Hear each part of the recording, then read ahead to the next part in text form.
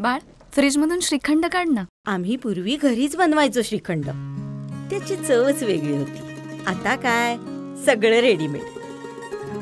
आजी, हे श्रीखंड खाऊन बघ. आज तुझ्या आईनं घरीच बनवलं की काय? हे आहे गोकुळचं श्रीखंड. अगदी जिभेवर रेंगाळणार. जिभेवरच नाही तर मनावरही रेंगाळणार. गोकुळ श्रीखंड, मनावर रेंगाळणार. सुमारे 450 वर्षांची गौरवशाली ऐतिहासिक परंपरा लाभलेल्या औटवणे गावचा प्रसिद्ध शाही दसरोत्सवास प्रारंभ झालाय. बुधवारी भाविकांनी सोनं म्हणून आपट्याची पानं लुटली. मोठ्या उत्साहात हा सोहळा पार पडला. यावेळी दर्शनासाठी जिल्ह्यासह गोवा, बेळगाव, कोल्हापूर परिसरातून भाविकांची अलोट गर्दी पाहायला मिळाली.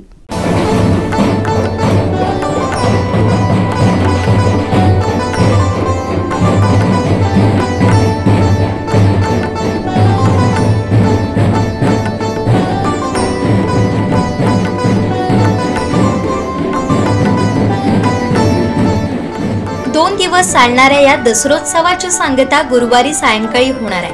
औटवणे गावचा संस्थानकालीन दसरा उत्सव खंडेनवमी आणि विजयादशमी या 2 दिवसात साजरा केला जातो. दसरोत्सवात या देवस्थानच्या देवतांना भरजरी वस्त्रांसह सोन्या चांदीच्या दागिन्यांचा साज चढवण्याची प्रथा आहे. या देवस्थानची तिन्ही तरंग सोन्याची आहे. सावंतवाडी महसूल खात्याच्या उपकोषागारात असलेला हा ऐतिहासिक सोनेरी ठेवा खंडेनवमीला रवळनाथ मंदिरात आणण्यात आला. दुपारी रवळनाथासह या देवस्थानच्या देवतांना भरजरी वस्त्रांसह सुवर्ण अलंकारांनी सजवल्यानंतर तिन्ही तरंगांना सप्त पितांबरीच्या वस्त्रांनी सजवण्यात आलं. सायंकाळी सुवर्ण तरंगांसह सवाद्य पालखी प्रदक्षिणा घातल्यानंतर शुभलग्न सोहळा पार पडला.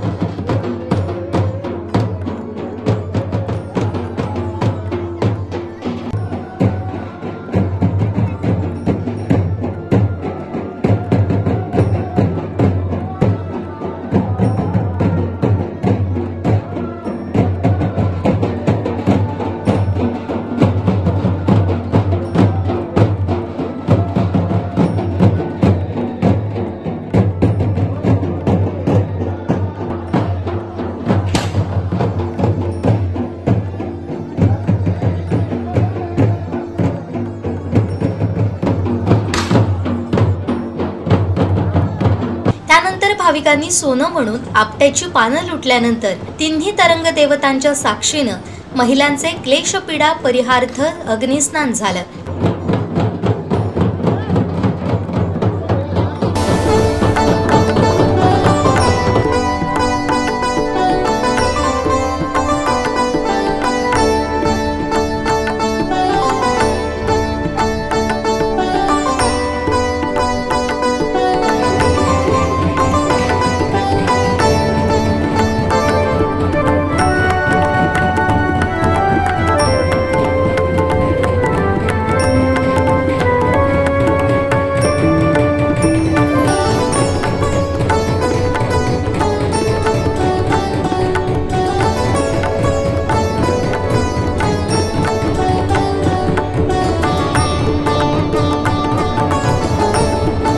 गुरुवारी सायंकाळी सुवर्ण तरंगांची खेमसावंत समाधी भेट आणि गाव रखवाल कौलानं या 2 दिवसांच्या दसरोत्सवाची सांगता होणार आहे.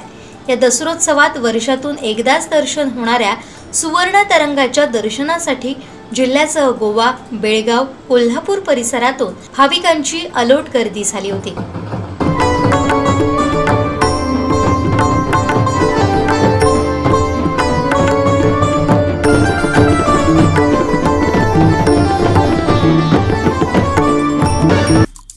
आमचे दिवसभरातले सर्व अपडेट्स, ताज्या घडामोडी आणि थेट लाईव्ह पाहण्यासाठी सबस्क्राईब करा, लाईक करा कोकणचं नंबर 1 महा चॅनल कोकण 7 लाईव्हचं YouTube चॅनल.